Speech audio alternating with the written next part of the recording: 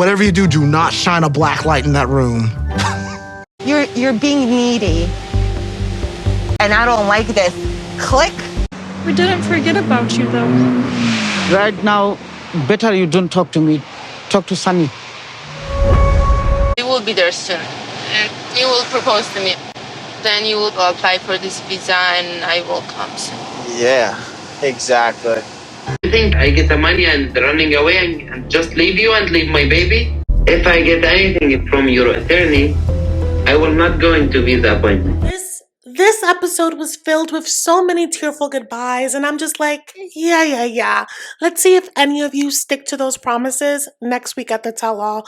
We have so much to talk about. Let's get into it. Hi guys, welcome back to Nikki Faces Reality. We are here to discuss 90 Day Fiancé before the 90 days, and y'all, we made it.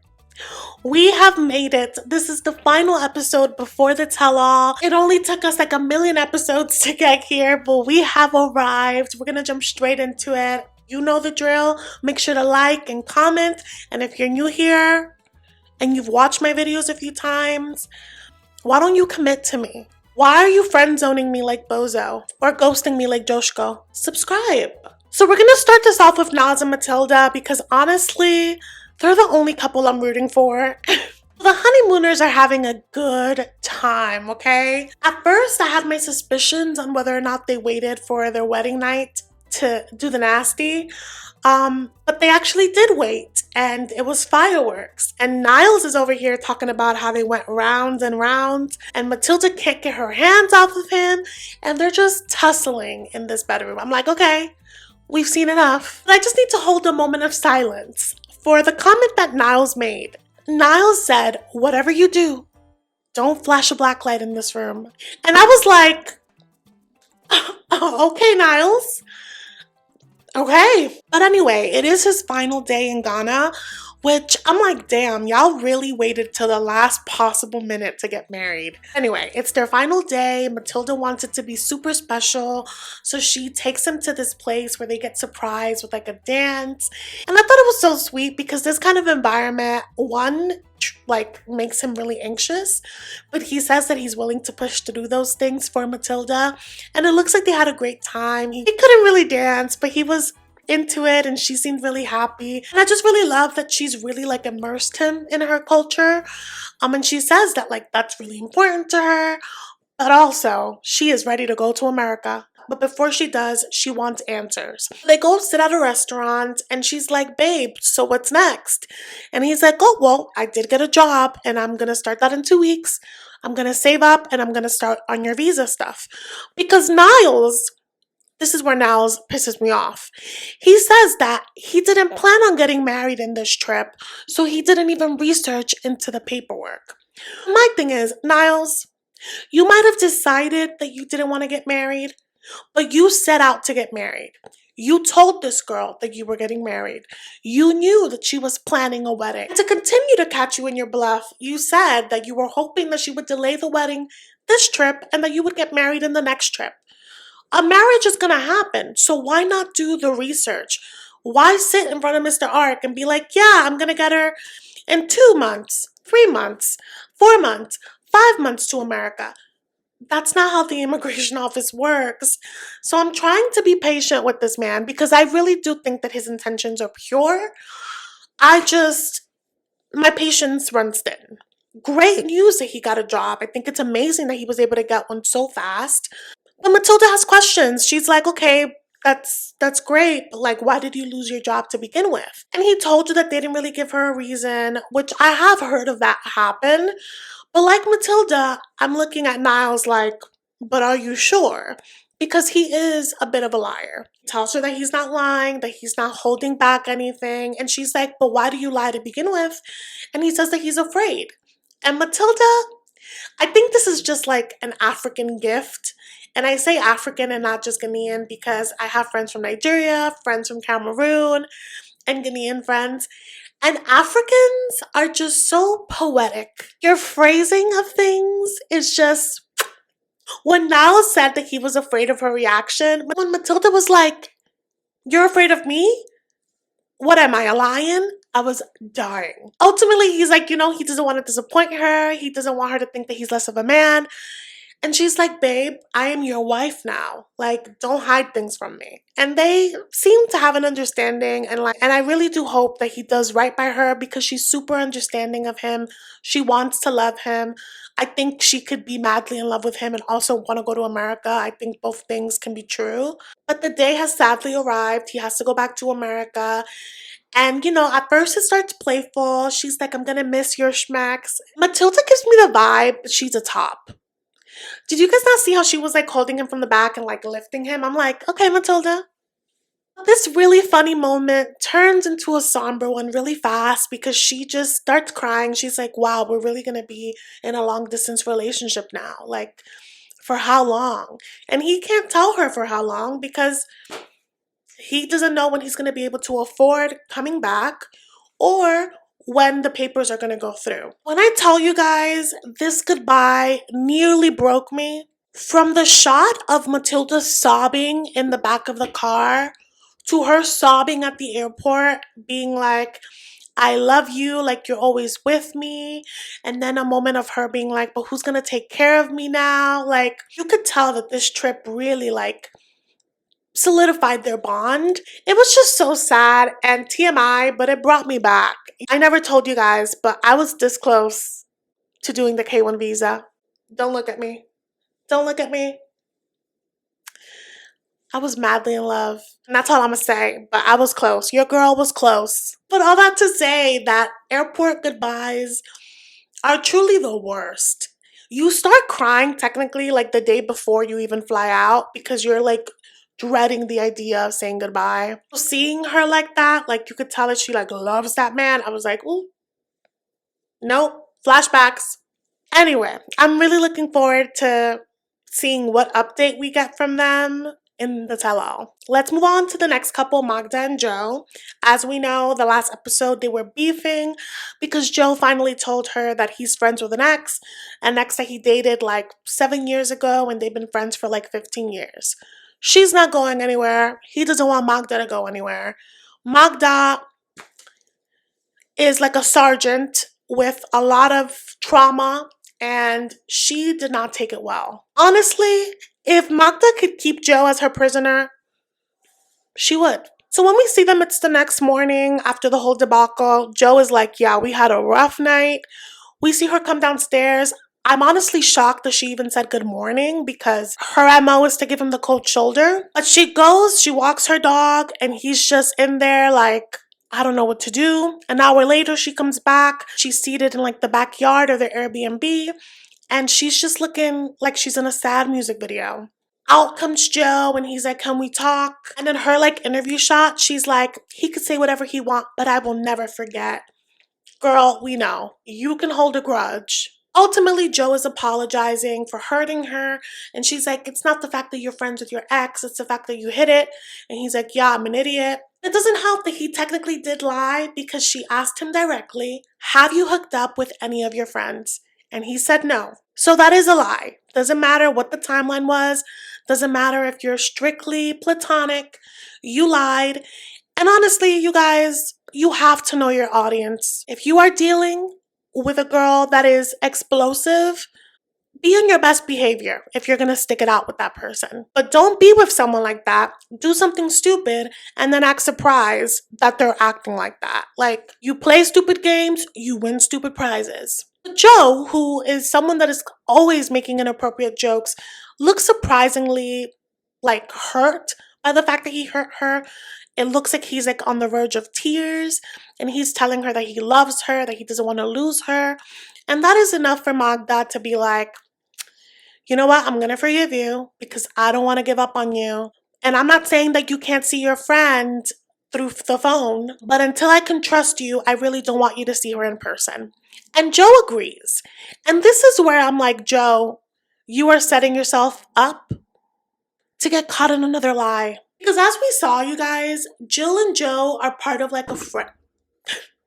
Jill and Joe are part of like a friend group. What are you going to do? Go to one of your friends' gatherings and be like, oh yeah, but you can't invite Jill? They're going to be like, F off.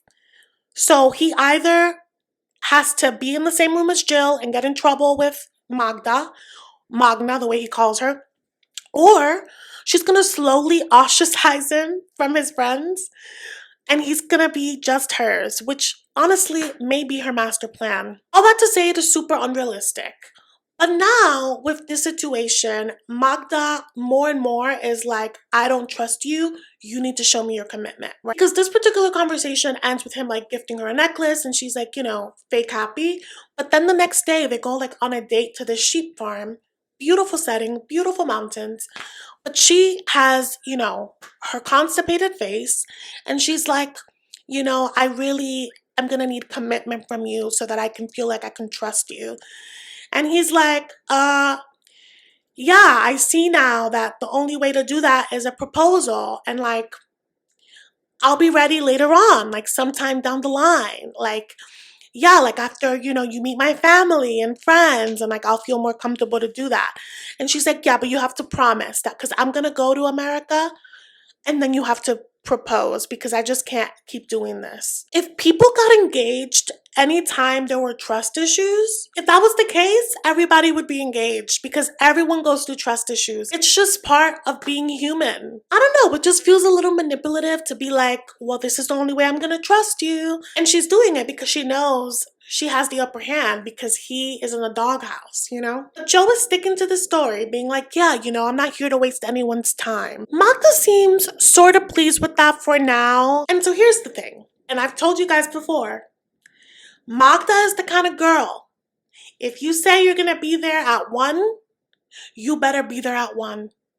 Not a minute later, not a minute sooner, at 1. She is so intense. I'm reminding you of that because she's like a dog with a bone, okay? They are on their way to the airport because he is leaving to America. And he's like, damn, Magda, I'm gonna miss you. This man still doesn't know her name. And she's like, yeah, babe, I'm gonna miss you too, but don't you worry because I'm gonna be in America soon, And then you're gonna propose to me and then you're gonna work on the visa. And he's like, yeah. Very convincing, Joe. Very convincing. They get to the airport and she's like, do you promise that you're not going to change your mind? Do you promise? And he's like, I promise. Pivot to his freaking interview when he's like, yeah, I'm not 100% sure that I'm ready for marriage, but I do love her. Then why are you making guarantees? Why are you making promises to this girl? This girl is going to cut your off. I already know that their segment at the tell-all is going to be a crap show. Let's move on to Vanja because Vanja, girl, I don't think you're telling us the full truth. And I am rooting for you. But it sounds like you're biting off more than you can chew. When we catch up with Vanja, we pick up right at the beach. She's with her cousin and she's like, oh my God, another heartbreak. She starts sharing that, Josko was here. They had a great time and then he left. And they've always had this routine where they talked, in the morning, in the evening. And then he started not calling her in the evenings. She voiced that she would like there to be consistency in their communication, especially because it's long distance. I've had that conversation before. And this man straight up accused her of being needy and then hung up. And Vanja was too stunned to speak. And she was like, he's gonna call me back and apologize. Then he didn't speak to her for like 5 days. And then he texted her and was like, I can't see you anymore because you don't have motherly instincts. And when I heard that, I was like, ouch, right? So Vanja, like any anxious, attached girly, is spiraling because she's like replaying everything that happened. She was like, why would he say that? And she's replaying a particular conversation where she was like, I would have to rearrange a lot in my life to make space for a child. But she was saying that they came to a good place, a good understanding, and that she was willing to make changes. But she's thinking maybe that's it. This woman has like 4 jobs. Is how I interpreted it, and it's also how she said it. I was like, she's a career woman, and she hasn't had to put on a motherly hat ever since she stopped being with her ex. But she really loves Josko, and she actually already had a trip planned to go back to Croatia to meet the child and to meet his family. So this is really a bummer. She's like, do I even go? Her cousin is looking at her like, why would you go see a man that doesn't want to see you. It's going to be bozo part 2. And I agree. I mean, like, don't repeat the same toxic cycles when they're so, like, in your face.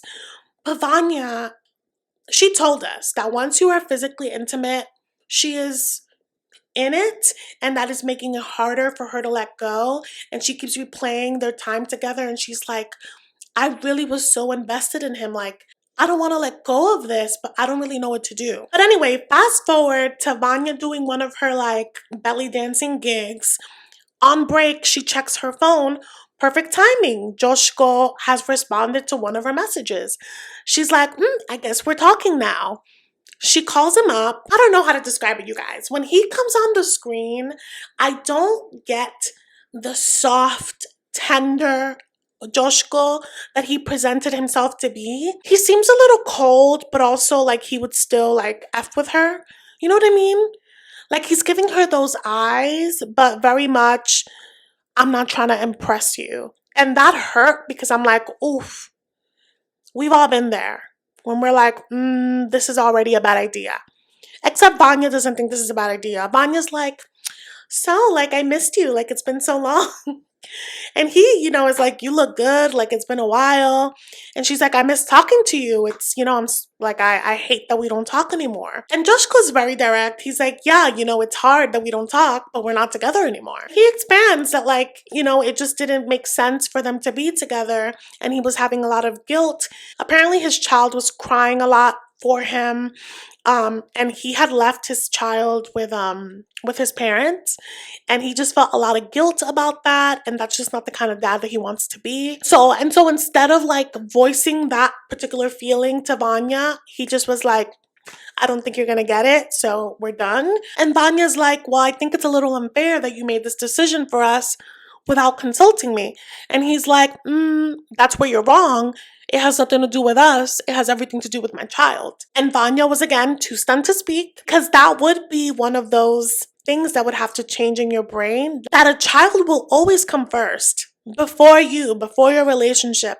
And you really have to be ready to like take that on.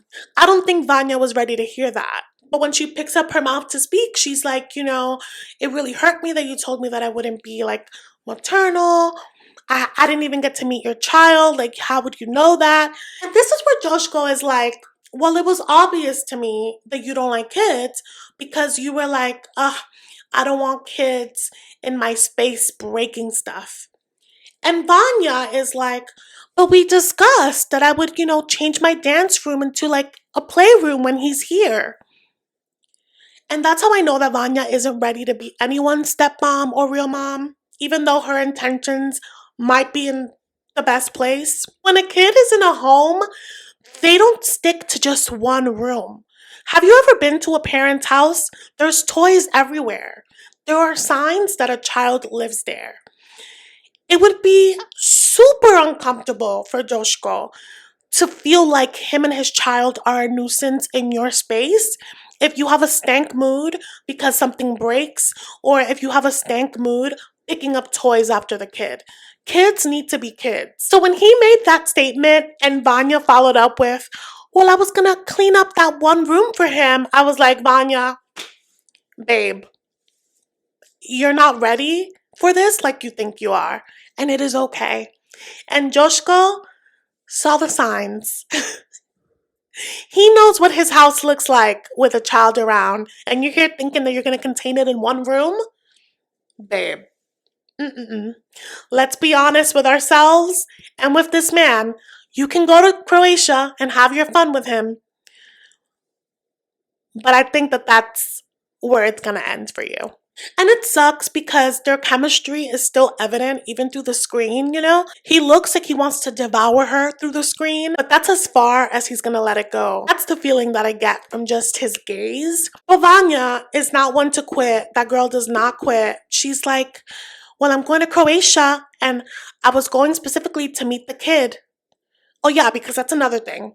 She was like, how's the kid? I understand that she probably doesn't want to call him by his name on camera, but she couldn't think of a better word than kid.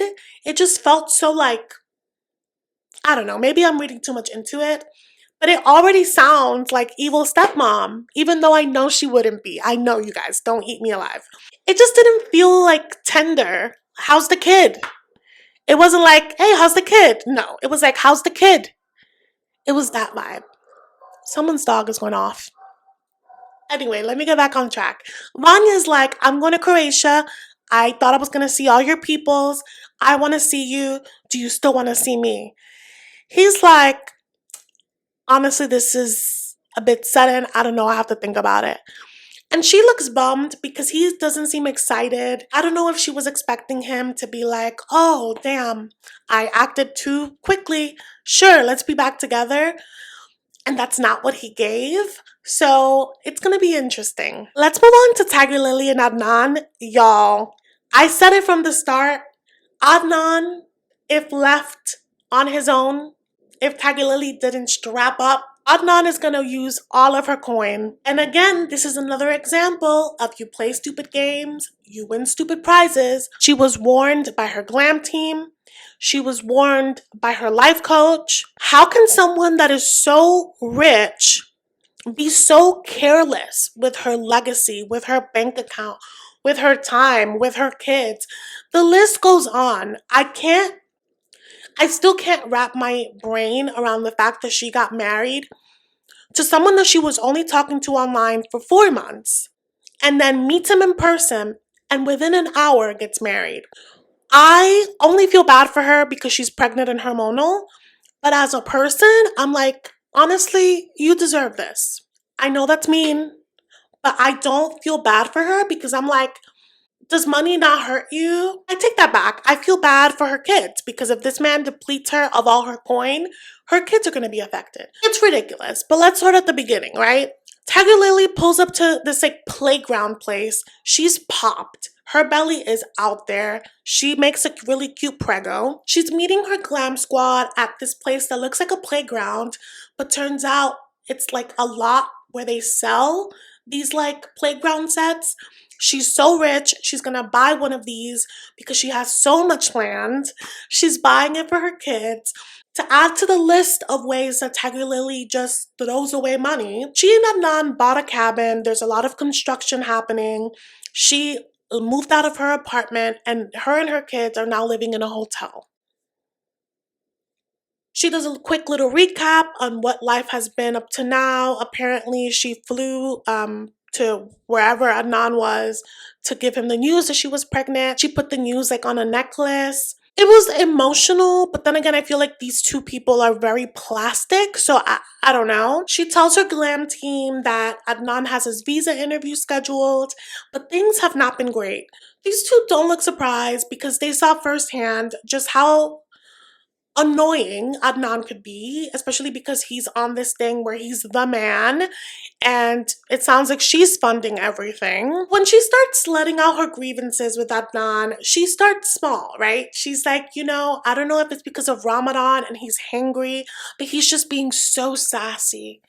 Babe, this man is sassy any day. I can only imagine him being hangry. Truly a nightmare. So that's the first grievance. Second grievance, things get progressively worse, right? Second grievance is that he wants to keep his apartment in Jordan.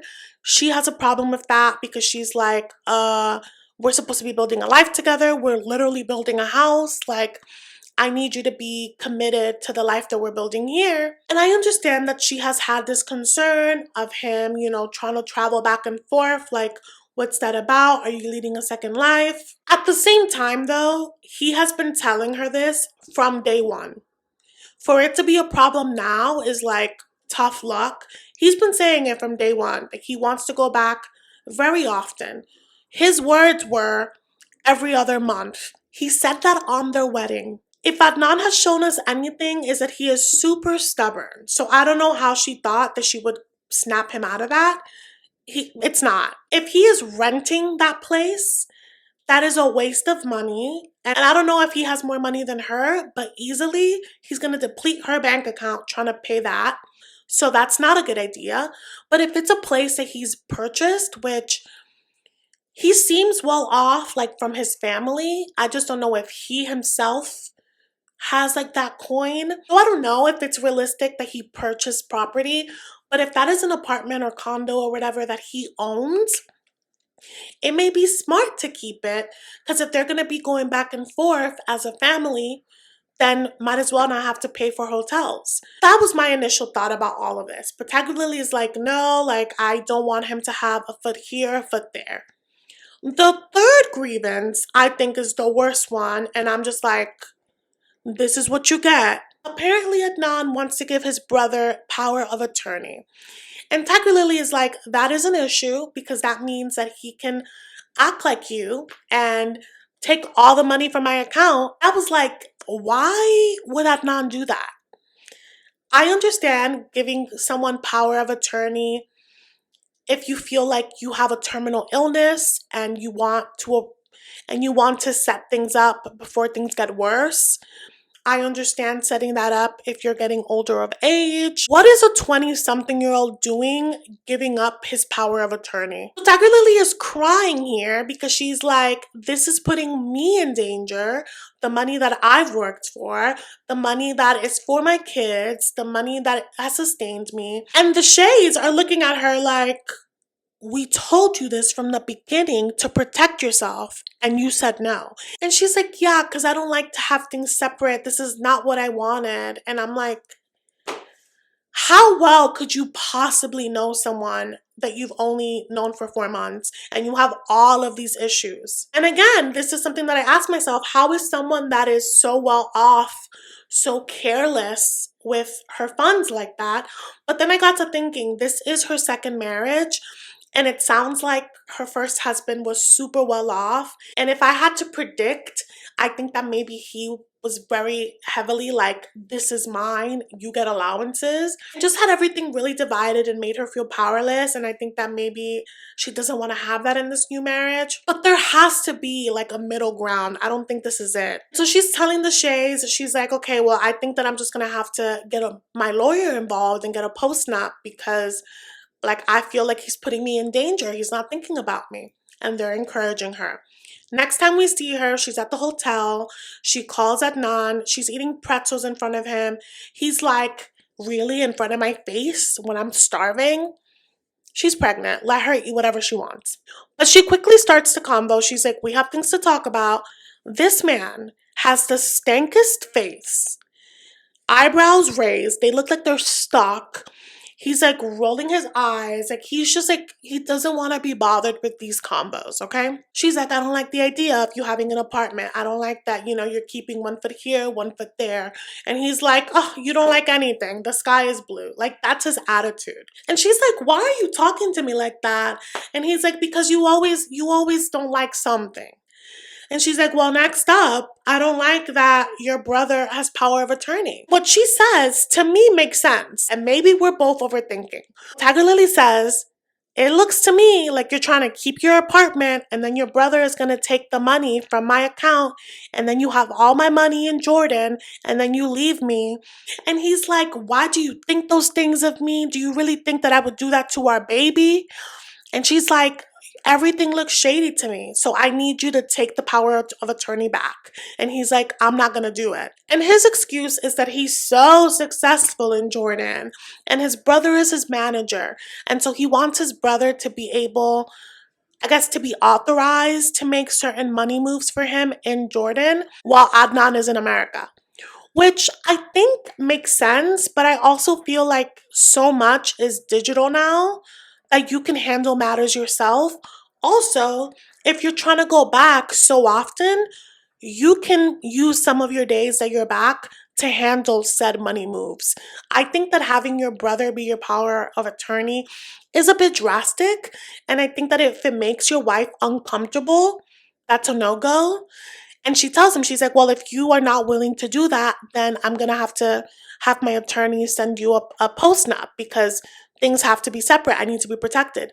And he's like, you want things separate? And Adnan, with his sharp-ass eyebrows, fixes his lips to say, if I receive anything from your attorney, I'm not going to go to my visa appointment. Manipulative AF. Didn't you also just say that you wouldn't leave your child, but you're threatening in the same conversation that you're going to purposely miss your visa interview, which means that you're not going to be there for the birth of your child? And he's like, I'm not gonna be with a wife that doesn't trust her husband. And then he hangs up on her. If I were Tiger Lily, I would call his bluff. Send it to him. Send him the paperwork. Make a power move. Assert your dominance. Get your power back. You should have done that before you got married. But now you're here. Don't let this little 20-something-year-old run your life. You are a grown-ass woman. Doesn't matter how you got that money is yours. Don't let this man walk all over you. I don't care if he's your husband. But again, this is what happens when you walk into things blindly. I would love to know your thoughts on this whole situation because it is bonkers. The final couple is Veah&Sunny. Y'all, going from some sharp eyebrows to some furry brows with an attitude. Furry a-hole brows. So when we see Veah&Sunny, they're getting ready to meet his father.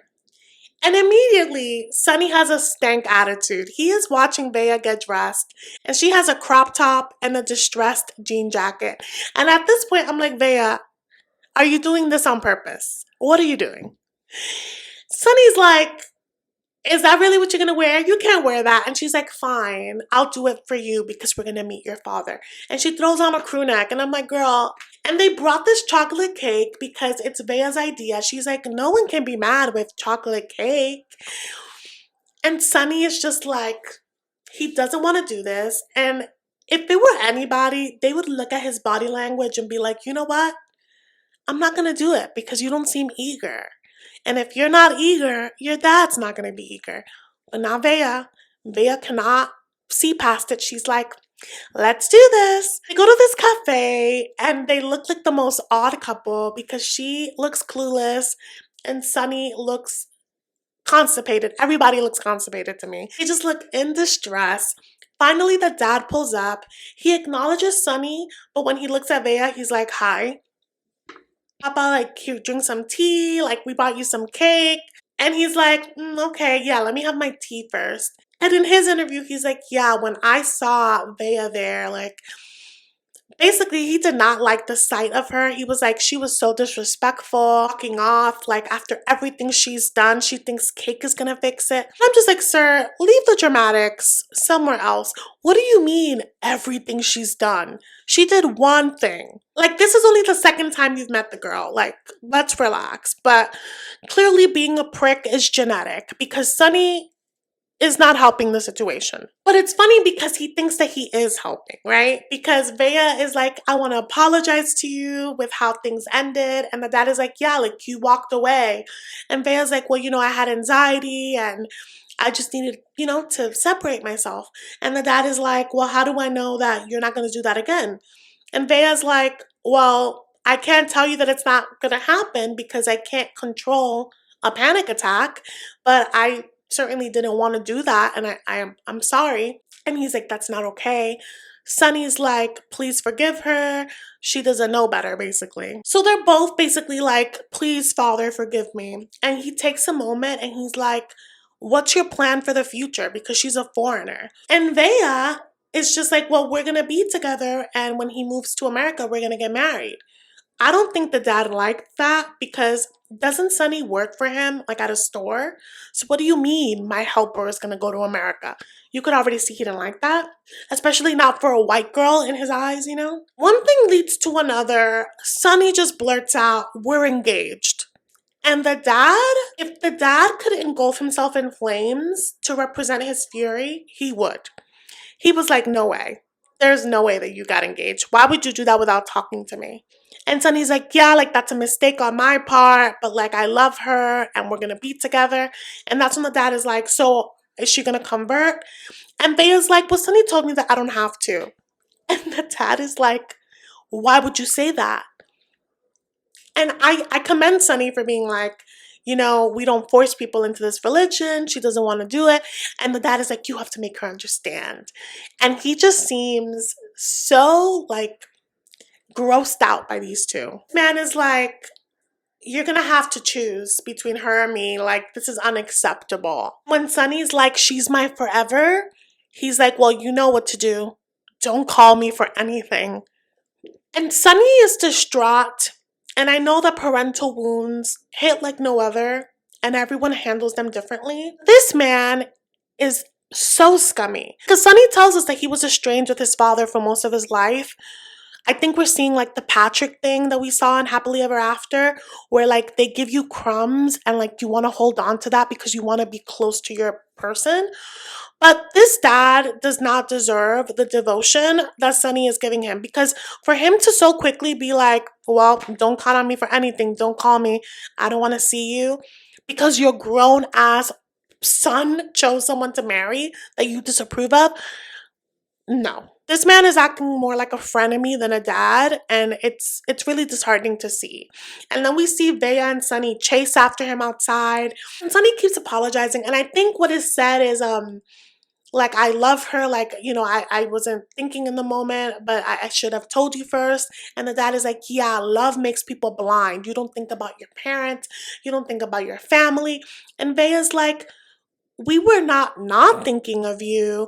And the dad is like, I couldn't believe it. He was like, it's best that you talk to Sunny. Like, basically, girl, don't talk to me. Don't breathe next to me. The face of shock that she had, she was like, and then Sunny kept talking a little bit, and then the dad was like, honestly, like, I can't even look at you. Can you imagine hearing that from your parent? This man has the audacity to be like, if he marries her and doesn't make her convert, she's going to bring shame to my family. Does it not bring shame to the family that you abandoned your son? Because I feel like that's more shameful in my book. Honestly, like, I'll be the first one to say I don't think these two should be together, nonetheless get married. But I don't think that people deserve to be treated like this by their family. Clearly, there's an abandonment wound here, and Sunny is really bummed about it, even through the next day where Veah has to leave. This is like awful timing for her to leave because he feels like he's alone. He feels like he's fighting against everyone. But I'm also like, Sunny, if you can recognize that they were going to be hurt by this decision, no one provoked you to propose. You proposed because you wanted to have some sort of claim on Veah. If you knew that it mattered to you so much what they thought about this, why would you go about it this way? So again, this is another situation where like, I really can't feel too bad for you. I can empathize with you, but like, you're an adult. Now you have to deal with adult consequences. Veah, though, is super apologetic because she's like, I kind of made you tell him before you were ready. But Sunny, I gotta give him props. He's like, it's, you know, it is what it is. We just gotta give him time to like come to grips with it. It's not gonna happen as fast as you want it. But he doesn't put the blame on Veah, which I think is progress. In her interview, Veah is like, you know, I think that it's easier for Sunny to have my back because I'm here, but I think that he is easily influenced and that this may be an issue when I'm not here. And I agree. It's a tough spot. He feels alone. He feels like he's fighting against his friends, his family, and now Veah's leaving, and I think that he's coming to grips with all of that. They don't know when they're going to see each other. She's also crying in the airport, being like, I'm going to apply for your visa as soon as possible. But he looks pretty broken. And so we have ourselves another heartbreaking airport scene. And they're both through tears trying to be super optimistic. But honestly, I don't know if they're going to be together at the tell-all. So this brings us to the end. Our predictions.